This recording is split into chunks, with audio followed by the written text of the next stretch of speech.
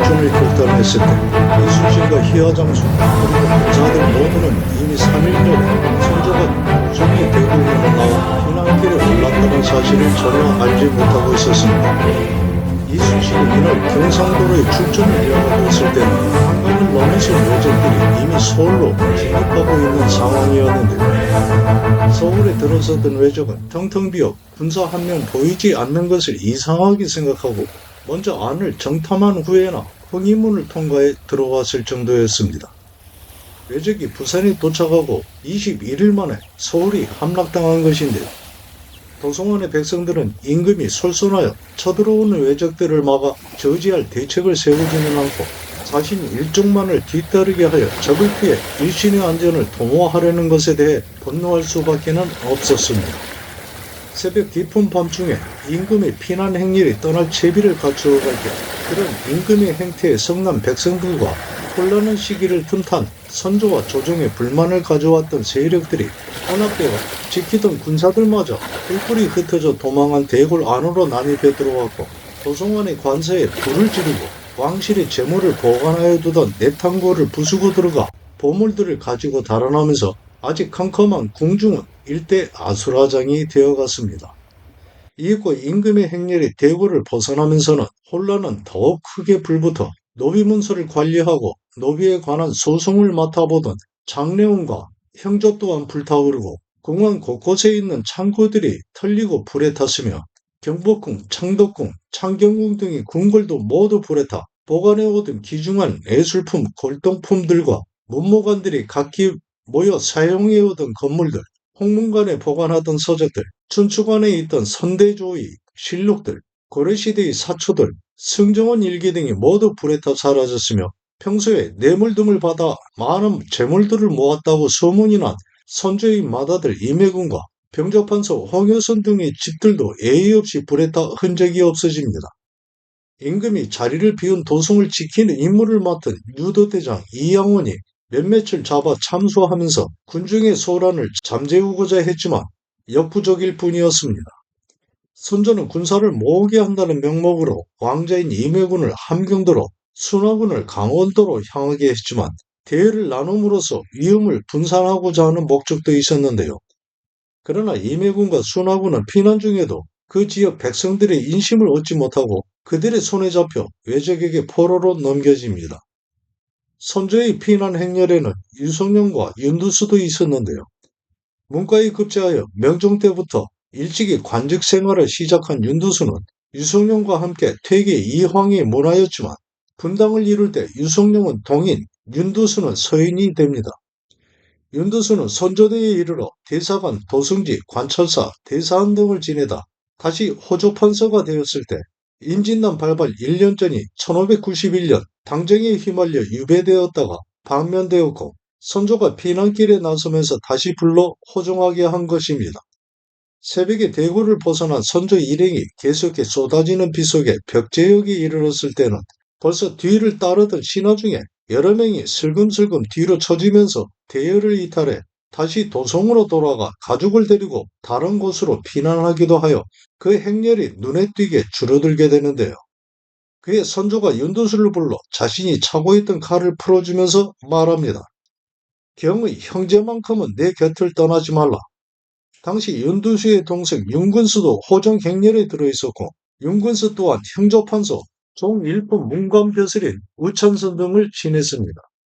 벽제역을 벗어나 행렬이 임진강에 이르니 선조는 주변 신하들을 보고는 땅에 엎드려 통곡했는데요. 밤이 되어 세상은 칠흑같이 어두워졌음에도 불 밝히는 횃불 하나 없이 선조가 먼저 영의정 이선혜와 도승지 이항복과 함께 서둘러 배를 타고 건넜고 행렬의 반 이상이 채 건너지 못한 상태에서 나루를 끊고 배를 가라앉히게 한 다음 인근의 인가를 모두 철거하도록 명합니다. 적들이 인가의 제목을 이용하여 뗏목 만들 것을 우려한 것인데요. 이항복은 행주대첩을 이끈 권율의 사이이기도 합니다. 밤이 깊어서야 동파역에 도착하니 파주목사와 장담 부사가 미리 주방을 설치하고 저녁을 준비하던 차에 온종일 비를 맞고 굶주림에 시달리면서 임금의 행렬을 호위하고 뒤를 따르던 무리가 일제히 달려들어 마련한 음식들을 모두 먹어버려 임금에게 올릴 음식마저 사라진 현실에 겁을 먹은 장담부사는 도망해버립니다. 이 일들이 모두 선조가 피난길에 나선 첫날인 1592년 4월 30일에 생겨난 일들이었는데요. 이순신이 비정한 각오로 출전을 알리는 장계를 작성하고 있을 때 선조는 이미 북쪽으로 더가 개성부에 이르고 있었습니다. 출전을 앞둔 이순신과 전라 좌수영 군사들이 전라 우수영 함대의 도착을 얼마나 기다리고 있었는지는 1592년 5월 3일에 기록한 진중일기에 그대로 나타나고 있는데요. 실망, 낙담 같은 부정적 의미의 개인적인 감정 표현을 쉽게 하지 않는 이순신이 방답진에서 오는 판옥선을 전라 우수영 함대의 도착으로 오인하고 크게 실망이 있음을 말한 것은 결코 실패해서는 안 되는 경상도로의 출전에 그만큼 큰 마음의 짐을 느끼고 있었다는 것을 의미하는 것이기도 했습니다. 그러나 희화장수 녹도만호 정운의 결의에 찬 진언을 듣고 그랬던 마음의 공백을 충분히 채울 수 있었던 것인데요. 그런 장수들과 함께 출전하며 용기 백배할 수 있었던 것입니다. 조정에 올린 장계에서는 전라 우수영 함대 합류를 기다려 출전할 것임을 말했지만 즉각적인 단안을 내린 것입니다. 마음을 굳힌 이순신은 함대의 출발을 알리는 장계를 작성하고 군사들의 전의를 돋우기 위해 도망의 집에 숨어있던 황웅천을 잡아와 휴시함으로써 전장에 임해서의 군율은 더욱 엄격할 것임을 행동으로 보인 것입니다. 생과 사의 경계를 수시로 넘나들어야 하는 군 체계에서는 더욱이나 규율은 필요한 것인데 다만 그것을 누가 합당하게 세우는가가 중요한 일이기만 한 것입니다. 먹물적신 붓을 잡은 이순신은 그 끝에 마음 가득한 힘을 실어 장계를 작성합니다. 전일의 서장에 담긴 명에 따라 경상우수사 언균과 힘을 모아 적선들을 공격해 처부수고자 전라 좌도 수군과 여러 장수들이 4월 29일에 모두 본영 앞바다로 집결 하였으며 4월 30일에 함대가 출발할 계획이었습니다. 그러나 전라도 관찰사 이광이 전라 좌도 수군만의 군세로는 그 기세가 약할 것을 염려하여 전라 우수사에게 합류할 것을 지시하였고 전라 우수사 이혁기 또한 4월 30일에 본영 앞바다로 출발할 것임을 확언하였기에 그 도착을 기다려 위세를 장대하게 하여 함께 출발할 것임을 이미 보고한 바 있습니다. 그러나 내륙의 적들이 빠르게 경기 지역으로 다가오고 있어 신과 여러 장수들은 누구라 할 것 없이 떨쳐 일어나고자 했기에 칼날을 무릅쓰고 죽고 사는 것을 하늘에 맡기기로 하였습니다. 적선들을 깨뜨려 적들이 돌아갈 길을 끊는다면 육지로 향하고 있는 적들은 후방이 교란당하는 것을 염려하여 후퇴할 수도 있는 일이니 오늘 5월 4일 첫 닭이 울 때 배를 나아가게 하여 경상도로 향할 것이며 전라 우수사 이혁기에게는 급히 뒤를 따라오라는 공문을 보냈습니다. 이로써 새벽 첫 닭이 울기 시작하는 즈음에 분연히 자리를 떨치고 일어난 이순신과 휘하 장수들 그리고 전라 좌도 수군은 판옥선 24척, 협선 15척, 포작선 46척 등 총 85척의 배에 나누어 타고 해변에 늘어서서 손을 흔들며 안녕을 기원하는 가족들을 뒤로 한 채 수평선 너머로 서서히 사라져갑니다. 판옥선은 조선 수군의 주력 전함이고 협선은 판옥선을 보조하는 부속선으로 5인 내외의 소수 인원이 탑승하는 판옥선에 비해 규모가 아주 작은 배인데요. 이 협선은 주로 척후 활동이나 함선 간의 연락 등 전투 지원에 사용되었습니다. 포작선은 평시에는 해산물 등을 채취하는 작은 배로 비전투용 어선이었지만 배를 운용함에 있어 능숙했기 때문에 첫 출전에 포작선을 동원한 것은 전라좌도 수군만의 빈약한 형세를 보충하기 위함이었습니다. 전라 좌수영을 출발하는 함대는 경상도 해역에 들어서서 안내하는 경상 우수영의 배 한 척 없이 전라 좌도 수군만으로 지나는 곳의 해안과 섬들을 정탐하면서 다음날 원균과 합류하기로 한 당포를 향해 나아갑니다. 이날도 이순신은 배 위에서 진중일기를 기록했는데요. 어둑한 새벽에 날이 밝아올 때 배를 출발했다. 바로 미주항 앞바다에 이르러 다시 지시하기를 우척후장, 우부장, 중부장, 후부장 등은 오른쪽으로 돌아 계이도로 들어가 정탐하도록 하고 대장선과 그 외의 배들은 평산포, 곡포, 상주포 등을 정탐하고 미주항으로 가도록 했다. 인접한 남해안의 경상 우수영 해역이 들어서면서 함대를 크게 둘로 나누어 김안, 김득광, 어영당, 정운 등은 오른쪽 바다를 크게 돌아 당포 인근의 계이도로 향하게 하고 이순신과 중의장 이순신, 신호, 배흥리, 나대용, 김인영, 최대성, 배흥록, 이연양 등은 해안의 포고도를 사찰지 살피면서 미조항으로 나아가게 한 것입니다. 적지가 되어 있는 지역에 들어서서 실제 상황을 파악하면서 벌어질 수 있는 전투에 대비하고 지형을 파악하고자 한 것인데요. 이들은 다시 서귀포 앞바다에서 합류하여 진을 치고 그날 밤을 보냅니다. 아군의 배 단 한 척과도 조우하지 못하고 적선이 가득한 경상도 바다에서 배전에 부딪히는 파도 소리를 들으며 첫날 밤을 보낸 것인데요.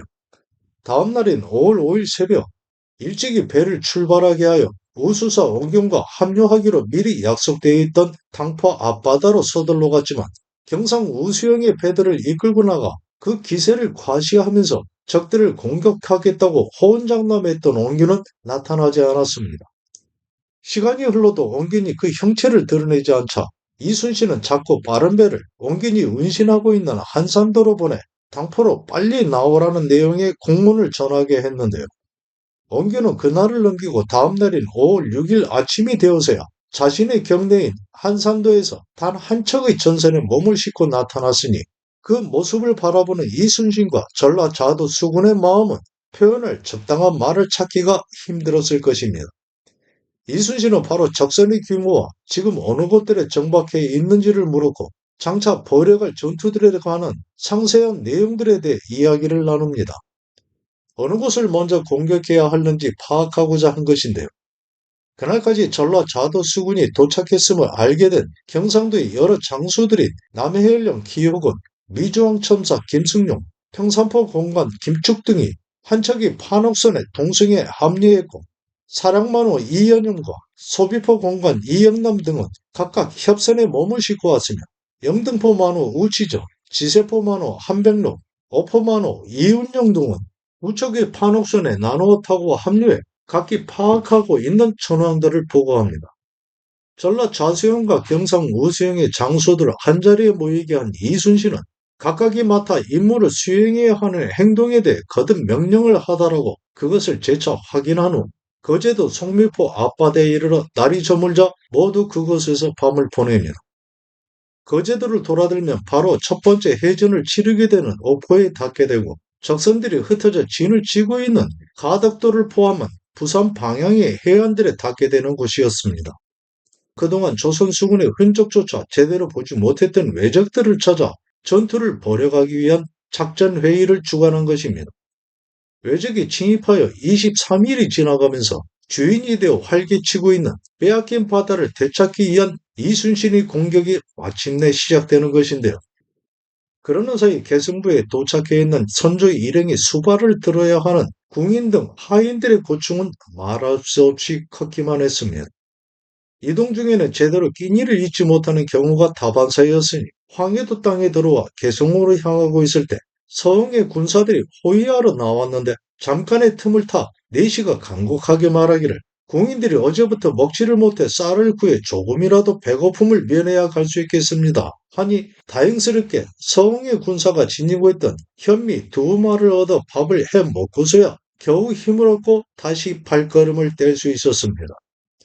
임진강 방어선이 무너질 경우에는 평양을 사수할 계획을 하고 선조는 이항복 등을 먼저 보내 평양성 주위에 파놓은 못등의 방어시설을 보수하게 하는 한편 평안도 병사들을 불러 모이게 하여 자신을 맞이할 것을 명합니다. 이날 황해도에서 6천여 명을 징병하였는데 이들과 궁중에서 허드렛일 하는 하인들과 다툼이 일어나 소란이 커지면서 칼을 뽑아들고 고함을 지르며 대립하는 난동으로 번져갔고 그러한 소동의 움직임이 선조가 거처하는 곳 앞에까지 이르게 됩니다. 평소 선조와 조정의 일을 좋게 보아오지 않던 군사들이 거드름 피우며 지지하는 궁중 하인들의 행동에 큰 반감을 느껴 충돌한 상황이었을 것입니다. 선조는 군사들의 소란을 진정시키기 위해 충돌이 원인이 된 궁중 하인들의 머리를 베어 휴시할 것을 명했는데요. 얼마 후 사간 이획이 아래입니다. 사관은 사관원에 속한 종삼품 벼슬이고 내수사는 왕실의 재정을 담당하는 곳입니다. 나라의 전망이 눈앞에 이르렀으니 먼저 인심을 수습해야만 합니다. 요즘 국민들의 폐단이 더해져 내수사에 속한 자들은 궁에서 사용할 물건이라고 거짓하면서 백성들을 속이고 있으니 그 원망이 쌓여만 가고 있습니다. 지금의 난리도 모두 왕자궁에 속한 자들이 만들어낸 폐단에서 생겨난 것으로 그로 인한 원망에 찬 인심은 떠나가고 적들과 한통속이 된 것입니다. 적들은 말하기를 우리들은 너희들을 죽이지 않는다. 너희 임금이 백성을 학대하였기 때문에 이와 같이 된 것이다 하고 그런 말이 우리 백성들도 말하기를 외인도 사람인데 우리가 왜 집을 버리고 도망할 필요가 있겠는가 한다고 합니다. 그러하니 폐단을 일으킨 내수사에 속한 자들의 목을 베어 여러 해 동안 쌓여온 평안도 백성들의 주세를 면제해 주소서. 잘못을 저지른 자들은 옥에 가두고 신문한 후에 조처하라. 서울 안의 백성들은 피난하지 않고 도성에 머무르고 있다 합니다. 경상도 사람들이 모두 배반하였다고 하는데 과연 그러한가? 김수는 감사임에도 도민의 오난을 사고 있으니 장차 그 직을 유지할 수 없을 것입니다. 대신임에도 정신 차리지 못하고 아무런 대책을 세우지 못하고 있으니 인심을 수습하기 어려운 상황입니다. 김수는 바꾸는 것이 마땅하며 이광 역시 하는 역할이 없으니 이해할 수 없는 일입니다. 충청감사도 멀리 공주로 피했다고 한다. 알만한 사람들도 모두 이러한데 어찌 다른 사람들을 믿을 수 있겠는가? 조선을 침략한 외적들이 선조 일가와 왕자들의 횡포, 부정부패, 부정축제가 조선의 민심을 이반하게 했다는 사실을 알고 심리전에 이용할 정도로 이들이 일으켜온 패단은 당시 어느 한 지역이 아닌 조선 땅 전체에 그 영향을 미치고 있을 만큼 광범위한 것이었습니다. 그것에 대해 백성들의 불타는 마음을 더욱 부채질한 것은 그런 패단이 있음을 알고도 그것을 저지하거나 죄를 묻지 않고 오히려 방관하는 듯이 은폐하다시피 해온 선조의 행태였는데요. 선조의 아들 중 특히 임혜근과 순합은 정원군의 악행은 조선 사회를 악의 기운으로 덮기에도 차고 넘치는 것이었습니다. 다른 사람의 노비와 재물을 빼앗으며 분탕질을 하는 것은 물론이고 해마다 여러 사람 죽이기를 마치 기어다니는 개미 밟아 죽이듯이 했습니다. 정원군은 선조가 많은 후궁 중에 특히 총애하여 그 사이에서 사남 오녀를 둔 임빈김씨 소생인데요. 정원군의 장남인 능양군이 조선 제16대 임금 인조가 되어 임진왜란을 이어 정묘호란과 병자호란에 두 차례 호란을 겪게 되었으니 할아버지와 손자가 대를 이어 나라의 전란을 초래했지만 그 참상의 고통은 오직 백성들의 몫이기만 했습니다. 선조가 총애한 후궁 임빈김씨 오빠 김공양은 당시 직급이 중요성이 낮은 내수사 별자에 있었지만 동생이 임금이 총애받는 후궁인 관계로 정사에 관계하여 대신 중에는 그의 집에 드나들면서 교분을 유지하려는 사람이 있었고 권세를 이용한 축제 등으로 내내 논란의 중심에 있게 됩니다. 선조가 피난길에 오르고 도성이 외적에게 함락당하자 신하들은 파천의 책임을 당시 영의정인 이산해와 좌의정인 유성룡이 피난하려는 선조를 만류하지 않았기 때문이라 하며 파직할 것을 이어 청하였고 과거 이산해가 김공양과 연대 송강 정철을 유배 보내는 것에 역할을 했다 하여 이산해는 김공양과 묶어 지속적인 공격을 받고 결국 영의정의 자리에서 물러나야 했습니다. 이렇듯이 붕당을 이룬 세력 간의 싸움은 전란이 발생해 피난길에 나선 상황에서도 전혀 그 힘을 잃지 않고 이어지고 있던 것인데요. 대사원 김찬이 이야기의 핵심을 정리하기 위해 아뢰입니다. 이제 패단을 일으킨 국노를 처벌하면 민심이 가라앉게 될 것입니다. 백성들의 마음이 떠나가는 것은 가벼운 일이 아니다. 일이 이렇게 된 것은 한두 명의 간사한 자의 짓이지 어찌 여러 사람들의 일이겠는가? 전하께서 어찌 김공양이 벌여온 잘못된 일들을 모두 알고 계시겠습니까? 요즘에는 차마 입에 담을 수 없는 원망의 찬소리가 민간에서 돌고 있기도 합니다. 어리석고 변변치 못해 정도를 벗어나는 경우가 없지는 않다. 그런 것 말고 다른 일이라도 있는 것인가?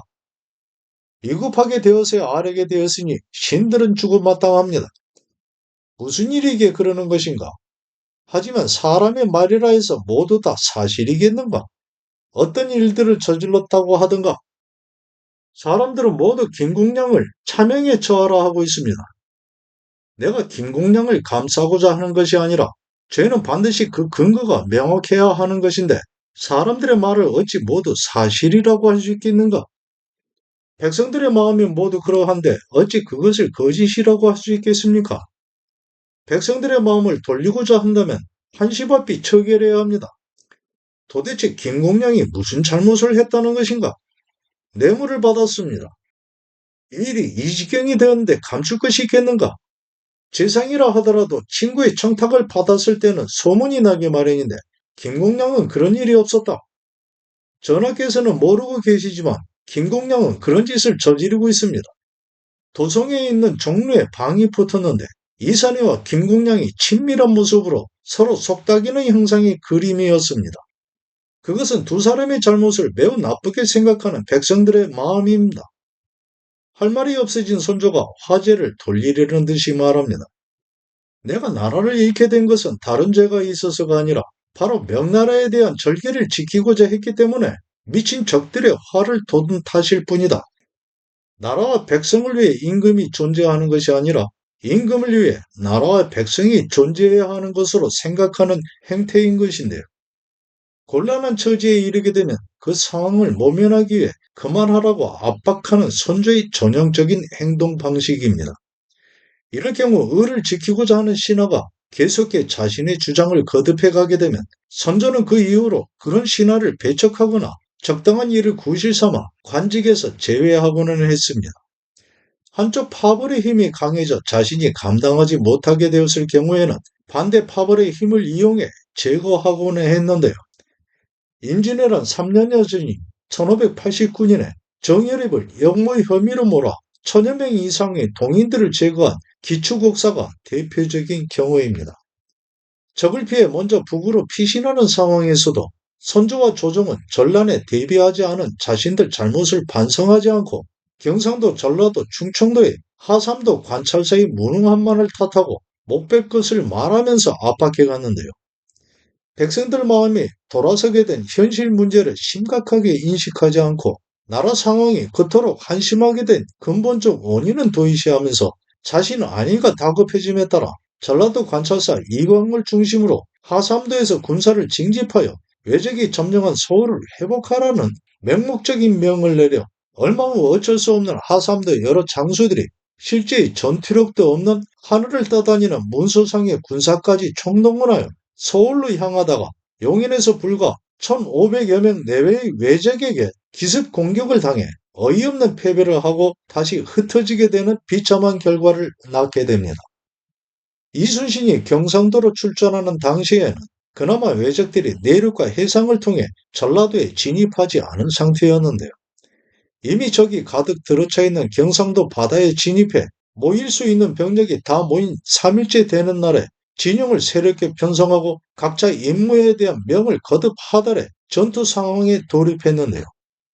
이날까지 은둔하다 경상도 진영에서 가세한 새로운 병력은 옹균이 타고 온 전선 한 척, 남해연령 기호군, 미주왕첨사 김승용, 평산포 공간 김축 등이 함께 타고 온 판옥선 한 척, 사랑만우 이연영과 소비포 공간 이영남 등이 각각 협선을 타고 왔으며 영등포만우 우치조, 지세포만우 한백로, 오포만우 이윤영 등이 두 척의 판옥선을 나누어 타고 왔으니 전라자도와 경상우도 수군을 합한 전력은 판옥선 28척, 협선 17척, 포작선 46척 등 총 91척이었습니다.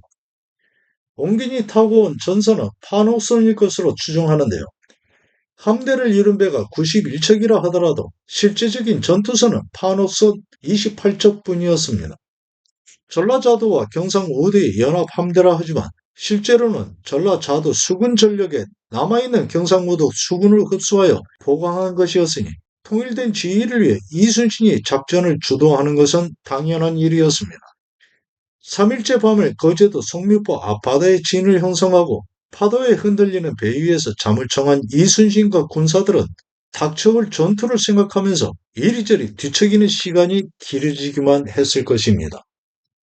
1592년 5월 7일 깊은 밤이 물러가면서 어스름이 아직 남아있는 새벽머리에 일제히 함대를 출발하게 한 이순신은 적선들이 정박해 머무르고 있을 만한 곳들을 찾아 천성과 가덕도 방향으로 나아갑니다. 부산 방면 적지로 향함에 있어 조금의 망설임도 없이 공격적인 형세를 갖추고 정찰에 나선 것인데요. 정오쯤이 되어 옥포 앞바다에 이르렀을 때 함대의 좌우측으로 나뉘어 함대의 행렬보다 먼저 배를 앞세워 나아가고 있던 우척구장 사도첨사 김한과 좌척구장 여도공간 김인영이 쏘아올린 불화살이 하늘로 솟아오르니 바로 적선들을 발견했다는 신호였습니다. 불화살을 확인한 이순신은 곧이어 여러 장수들에게 침착함을 유지하고 경거망동하지 말 것을 다시 엄히 명한 후 그대로 흐트러짐 없이 적선들이 있는 옥포 앞바다 한가운데로 정돈된 함대를 나아가게 합니다. 이미 작전회의를 주관하면서 적선을 발견했을 때의 행동 요령에 대한 주의사항을 각별하게 전달했지만 실제 상황에 이르러 다시금 여러 장수들에게 경각심을 유지할 것을 명한 것인데요. 혹시나 겁을 집어먹고 대열을 이탈하는 등의 돌출 행동 또한 경계한 것입니다. 옥포 앞바다에 이르니 외선 30여 척이 배를 나누어 옥포 선창에 정박해 있었고 그전 큰 배는 배 둘레에 휘장을 둘러치고 거기에 그림을 그려 넣었거나 여러 가지 잡다한 무늬를 그려 넣어 보는 사람의 눈을 현혹하였으며 휘장 가장자리에는 대나무 장대를 줄지어 꽂아 그것에 붉고 하얀 깃발을 어지럽게 매달았는데 모두 무늬가 있는 비단으로 만들어 바람이 불면 나부끼는 형상이 괴이한 느낌을 갖도록 하는 것들이었습니다. 당시 외장들은 뿔이 달린 투구와 괴상한 형상의 가면을 쓰기도 했는데요. 이런 것들은 모두 전투 상대에게 공포심을 심어주어 전투를 유리하게 이끌고자 하는 심리전의 한 수단으로 사용한 것이었습니다. 외적의 수군은 큰 저항 없이 부산에 닿음으로써 조선 수군의 존재를 우습게 보아 경계심이 많이 해이해진 상태였을 것인데요. 처음에는 이순신의 조선 수군 공격이 있을 것을 예상하지 못했을 것입니다. 외적의 전투선 중 큰 배는 주로 지휘선으로 사용되었고 안택선이라고도 부르는 아타케브네인데요. 주력 전투선으로 사용된 배는 기동력이 뛰어나면서 안택선보다 규모가 작고 관선이라고도 부르는 새끼분해였습니다. 이 새끼분해는 전란 초기에는 조선 수군의 판옥선보다 크기가 작아 공격에 어려움을 겪게 되면서 차츰 그 규모를 키워가게 됩니다. 외적들은 상대 배에 올라 장검을 사용해 공격하는 백병전을 주 공격 수단으로 삼았기 때문입니다. 조선 함대가 옥포 앞바다에 이르렀을 때 외적들은 배를 해안에 정박해두고 상륙해 인가를 불태우면서 한창 분탕질하고 있던 중이었는데 그렇게 정신이 팔려있는 사이에 조선 수군의 접근을 알고는 크게 놀라서 황급히 각기의 배에 올라 분주하게 노를 저어 해안을 따라 도주합니다. 도망하지 않고 진을 형성하여 다가오는 조선 수군을 본 적이 없는 왜군이 벼락을 맞은 듯이 혼비백산한 것인데요. 그렇게 생각할 수도 없었던 조선 수군을 맞이해 전투 대응을 갖출 여유를 찾지 못하고 허둥지둥 도망하고자 한 것입니다. 그러다가 여차하면 배를 버리고 육지에 올라 도주하려 한 것인데요.